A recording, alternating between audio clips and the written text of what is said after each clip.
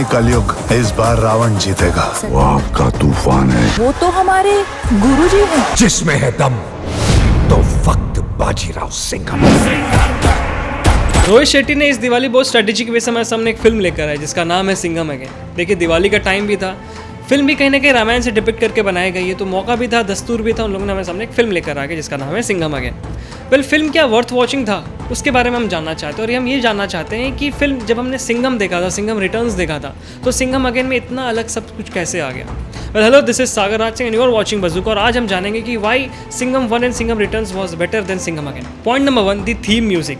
देखिए सिंघम एक 10 साल पुराना फ्रेंचाइजी है जो 10 सालों से अपनी फिल्में लेकर आ रही है। रोहित शेट्टी की फिल्म जैसे सिंघम आई, फिर सिंघम रिटर्न्स आई, अब उसके बाद उन्होंने कॉपी यूनिवर्स बनाया जहाँ पर सिंबा भी आई, सूर्यवंशी भी आई। बट जो बात सिंघम में है, सिंघम ऐसा एक फिल्म है जिसके थीम म्यूजिक जब हम लोग सुनते हैं, जब उसकी इंट्रोडक्शन सॉन्ग सुनते हैं या फिर टाइटल ट्रैक सुनते हैं, तो हमें कहीं ना कहीं एक नॉस्टैल्जिया फील होता है, हमारा बचपन या जब भी हमारा एक नॉस्टैल्जिया वो फील होता है। बट सिंघम अगेन में हम देखते हैं कि कोई भी ऐसा थीम म्यूजिक है ही नहीं जो पुराने सिंघम में हुआ करता था। इसका रीज़न ये है क्योंकि टी सीरीज इस बार कॉम्पिटिशन में था अपने फिल्म भूल भुलैया को लेकर, और इसलिए टी सीरीज ने अपने म्यूजिक राइट्स सिंघम को दिए ही नहीं। दैट्स वाई पूरे सिंघम की टीम को पूरा अलग नया बिल्कुल म्यूजिक बनाना पड़ा जो कि उससे अलग होना चाहिए।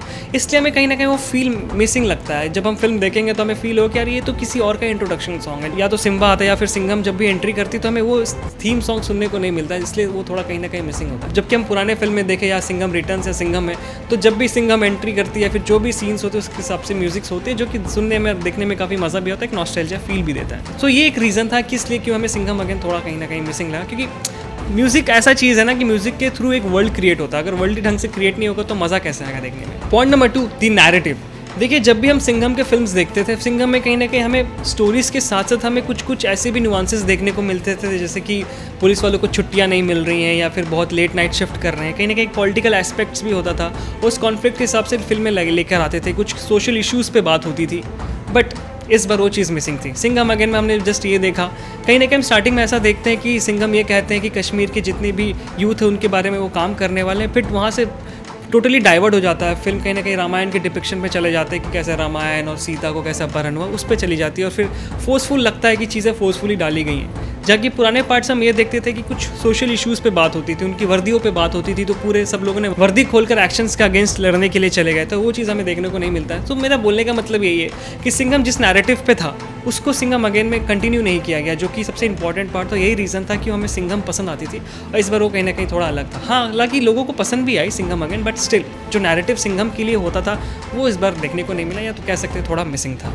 And the last point is the cop universe. देखिए आजकल बॉलीवुड में क्या हो रहा है ना कि कोई भी फिल्म उस अपनी यूनिवर्स बनाने में लगी हुई है। जैसे कि हमने स्त्री देखा, भेड़िया देखा, मुंजिया देखा। देखिए कुछ फिल्में अच्छी भी बन रही है, ऐसा नहीं कह सकते। फॉर एग्जांपल हम यशराज के फिल्म्स देखें जहाँ पर हम यशराज के स्पाई यूनिवर्स देखते हैं, वैसे ही रोहित शेट्टी हमारे सामने लेकर आ रहे हैं अपनी कॉप यूनिवर्स, जहाँ पे हम सिम्बा, सूर्यवंशी, सिंघम और अभी आने वाले और भी काफ़ी सारे कैरेक्टर्स हैं जो भी इंट्रोड्यूस किए गए हैं। बट कहीं ना कहीं जब हम फिल्म देखते हैं सिंघम अगेन, हमें ऐसा फोर्सफुल लगता है कि यार ये कैरेक्टर्स को ज़बरदस्ती डाला गया है एक यूनिवर्स क्रिएट करने के लिए, जो कि मे भी ज़रूरत नहीं है, या फिर कोई ज़रूरत नहीं है कि इनके इतने कैरेक्टर्स को इंक्लूड किया जाए। जाके हम पुराने पार्ट्स में देखते थे कि सिंघम सोली सब जगह से लड़ रहा है। हाँ, कुछ कैरेक्टर्स इंट्रोड्यूस होते थे, बट उसका अहम भूमिका होता था। ज़बरदस्ती कभी भी ऐसा फोर्सफुल नहीं लगा, जो मुझे इस फील्ड में सिंघम अगेन में ऐसा लगा कि यार ये इसलिए बनाया जा रहा है क्योंकि आगे भी इसके फिल्में बने, आगे भी ये लोग ऐसे यूनिवर्स क्रिएट करें और बाकी फिल्में इसके थ्रू आगे बढ़ते चले जाएँ। तो ये थे मेरे तरफ से कुछ व्यूज़ कि क्यों सिंघम 1 और सिंघम रिटर्न्स या फिर सिंघम पार्ट 1 ज़्यादा बेटर था सिंघम अगेन से, और क्या क्या चीज़ें थी जिसके कारण मुझे लगता है सिंघम अगेन उतना कुछ खास नहीं कर पाए जितना सिंघम एंड सिंघम रिटर्न्स ने किया था। वेल ऐसे वीडियोज़ के लिए बज़ूका को सब्सक्राइब करें, वीडियो को लाइक करें। Bye bye.